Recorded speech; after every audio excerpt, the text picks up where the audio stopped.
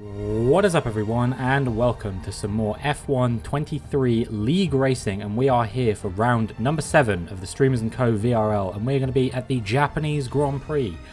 It is a bit of a quieter affair this weekend compared to most weekends, as there were quite a few people who race in the league who were busy or away, or a few people have pulled out since the last race because they can't commit to racing in the league anymore. So yeah, we're a bit lighter on numbers than usual, but I'm hoping that this just gives us a much better chance to score points here, especially considering there's quite a few drivers in the field this time who I would say that my pace is slightly further ahead of, and we've also finally, since last weekend, recovered from the issues that we were having in the previous races where my setup was suboptimal for the racing that I was doing.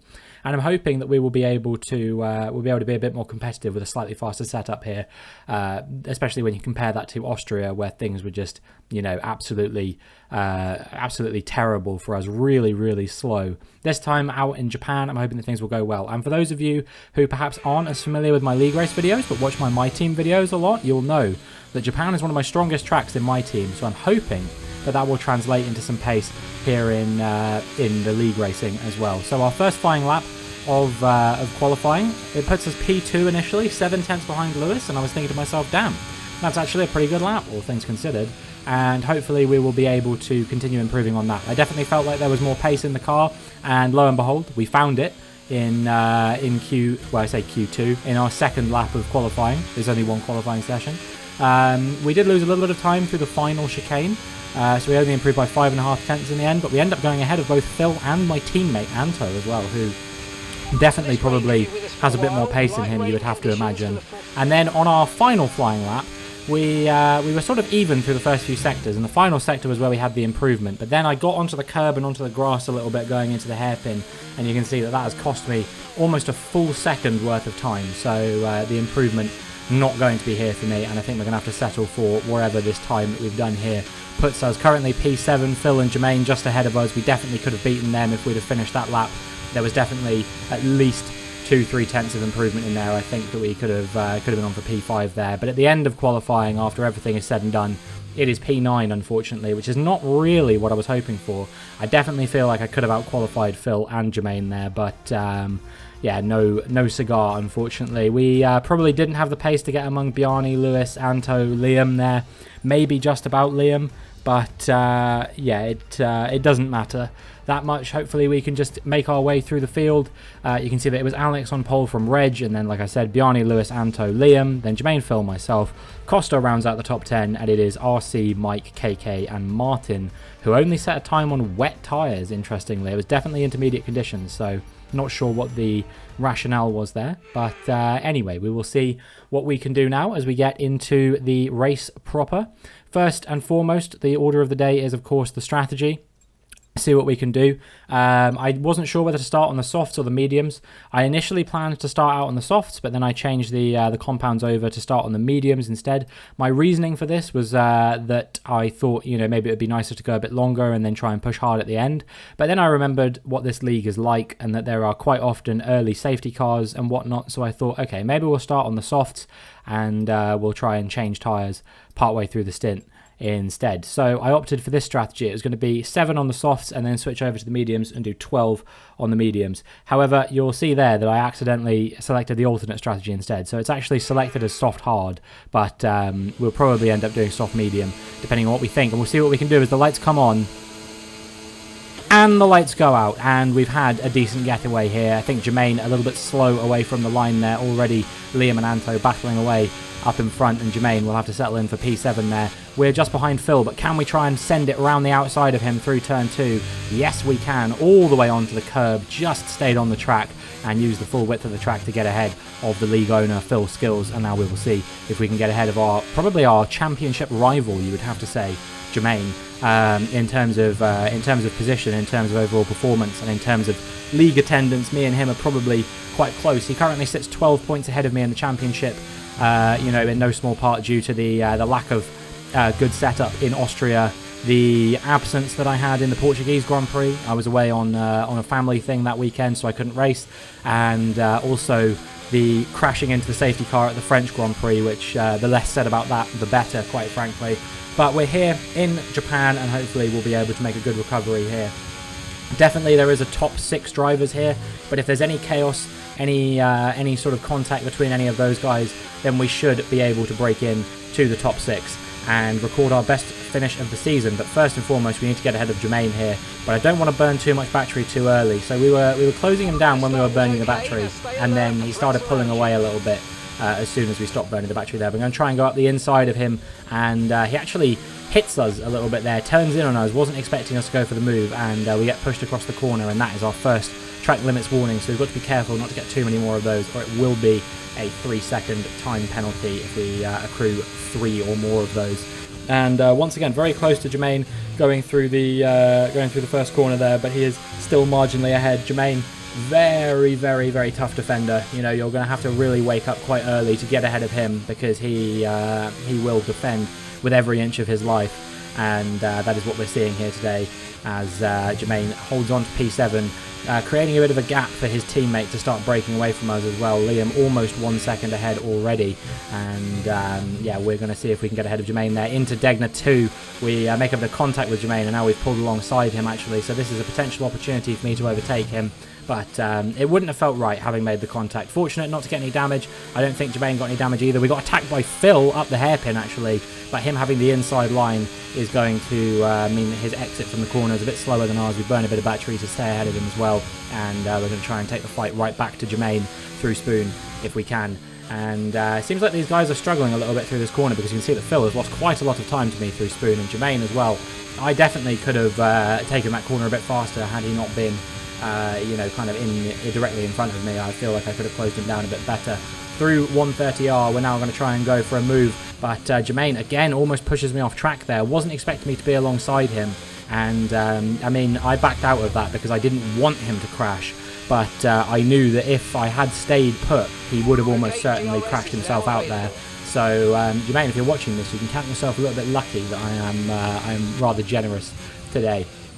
Anyway, moving on to lap 3 now, and the DRS will get enabled, so we'll have DRS at the end of this lap, and hopefully we'll be able to use it to mount an attack on Jermaine with that DRS. Meanwhile, the gap to Liam out in front of Jermaine now 2 seconds, so I'm feeling like I'm not going to be getting part of that action unless there's some kind of safety car or something like that. I don't think my pace is going to be strong enough once I do clear Jermaine to close them down by that much. Meanwhile, here comes Phill Skills to the inside. Is he going to go for a move up the inside of 130R? Surely not, but he does keep it pinned to the inside of the corner, but round the outside we managed to stay ahead of him, and he ends up backing out of the move. I think he knew that all he was going to do was ruin my run through that corner if he had done anything else. But we do get our second track limits warning, so now we have to be very careful not to get another one, or we will be penalised. We don't have the greatest run through the final chicane, and as a result it takes us quite a while to get alongside Jermaine, and when we do get alongside Jermaine, he hangs it round the outside of us and manages to hold on to the position. This is absolutely infuriating. You may not have seen there, but Martin, who qualified on those wet tyres, has retired from the Grand Prix, making it just 13 drivers left in the race. We're now going to try and go for a move on Jermaine up the inside into the first corner, and finally we have got the overtake done, and now I'm just going to try and pull away from Jermaine if possible, see if we can get away from him and extend our advantage in P7. But as we get to the end of the lap, you can see that Jermaine has stayed with us quite nicely. He's going to have the DRS here, as is Phill. If I'm not lucky, I might get overtaken by both cars here. You can see Jermaine to the inside. Phill thought better of it. Jermaine parking his car on the apex, putting the entirety of Birmingham on the apex there, Jermaine was. And as a result, at the end of lap 6, I said, I'm sick of this. I'm sick of being stuck behind him. I'm going to undercut him instead. And so we're going to box, and we're going to go onto the hard compound tyres. 13 laps on the mediums sounded like quite a lot, so I've opted to go for the hards instead. And well, if there is a safety car, I will probably box again to go onto a set of medium compound tyres, but it depends on when the safety car comes out. You know, there's lots of factors at play here that are going to determine whether I am likely to box or not. But for now, we come out in P11 ahead of Costa and KK, who I guess are not having the best of races at the moment, and Mike, who is yet to pit, is 2.8 seconds ahead of us, so we should close this gap quite quickly. And indeed, by the end of the lap, you can see we have closed the gap to the Alfa Romeo driver Mike, and we will see if we can get ahead of him with the DRS now through the main straight. Meanwhile, pretty much all of the cars that we are racing with, the likes of Ryan as well, and also Phill and Jermaine have all pitted, and both myself and Mike have come out ahead of them. I've overtaken Mike through that first corner, and now I'm going to have to hope that Mike, on those much slower tyres, those slow soft compound tyres that are very worn out by this point, I'm going to have to hope that he holds these guys up a treat, and it looks like he just might be doing exactly that. You can see 1.3 seconds the gap already as we make our way through the more technical part of the track through Spoon Curve. We've also made up another 5/10 on Mike. He is closing me down as he, I guess, is using his battery to defend from Jermaine. Meanwhile, Phill and Jermaine scrapping a little bit. Phill getting past Jermaine for the time being, and that is maybe going to allow Mike to hold them up for one more lap, because Mike still has not pitted as we make our way onto lap 9 now. Really being my wingman a little bit here is Mike, quite frankly, holding this position for me quite nicely and keeping my main competitors behind me. Of course, he does eventually come into the pits and releases Jermaine and Phill, but as we make our way onto lap 11, the gap is 2.5 seconds. They're not going to have any DRS on me, and even if Phill does get ahead of Jermaine, which it looks like he might be able to do here into turn 1, he's still not going to be close enough to make the move on me. But through turn 1, we go over the edge of the track, and that is a 3-second time penalty, and that could be absolutely crucial for my race with Phill and Jermaine. 3 seconds I've now got to keep the gap, and I feel like here possibly Phill might have had a little bit more pace than me. Yes, I had more pace than Jermaine, but it was hard to say who had more pace out of myself and Phill.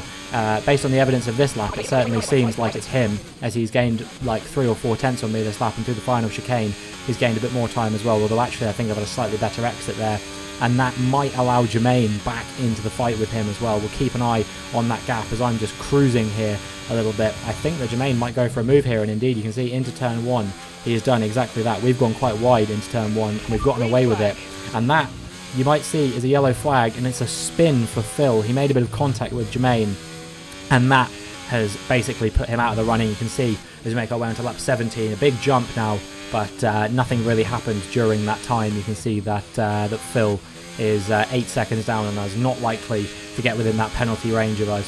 Meanwhile, Jermaine still 2 seconds down on us as well, so the gap not really changing much between me and him. And if we can pull away by just 1 more second to the Mercedes driver, we should be able to hold off. But you can see that still, as we make our way into the final lap of the race now, the gap is almost identical to what it was.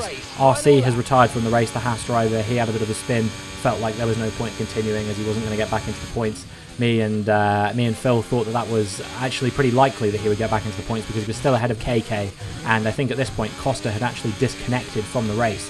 So yeah, you can see that the gap between myself and Jermaine, 2.8 seconds now as we make our way out of the hairpin. 2.9 is it, but he is closing me down once again, so we're going to have a really good run through Spoon, through 130R, and through that final chicane, and if we can do that, we might just be able to gap him by 3 seconds. The first few cars are coming up to the line now. It's Lewis in the Haas getting the victory. I believe it's Reg in the Williams getting P2, and we will see who is going to come home in P3 a little bit later. But meanwhile, 2.9 seconds the gap to Jermaine behind, so still very, very close between the two of us.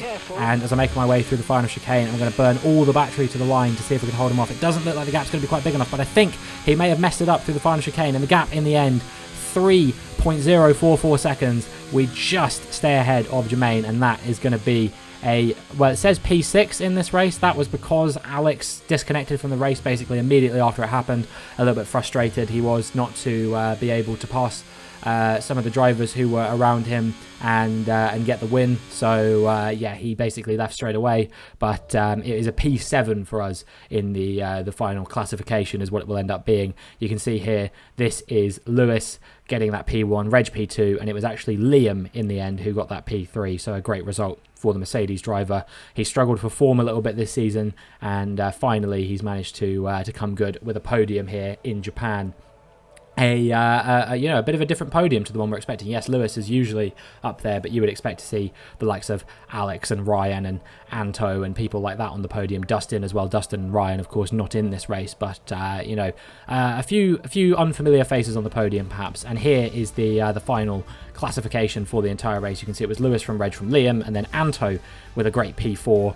Bjarni was P5. Alex ended up coming home in P6 after a post-race penalty, which pushes everyone else down the order. So it's myself in 7th, Jermaine 8th, Phill 9th, and Costa rounds out the top 10. Then you had KK and Mike, the only other 2 finishers, and RC and Martin, of course, with those DNFs as well. I have to say, I was pretty happy with the outcome of that race, considering it's my tied best result of the season in 7th. That's the 3rd time I've finished 7th so far this season, and we close the gap to Jermaine in the driver's standings to just 10 points now, which we've still got 5 races to make up. But that is going to be it for this video, so if you enjoyed, please make sure you like and subscribe, and hopefully I will see you in the next one.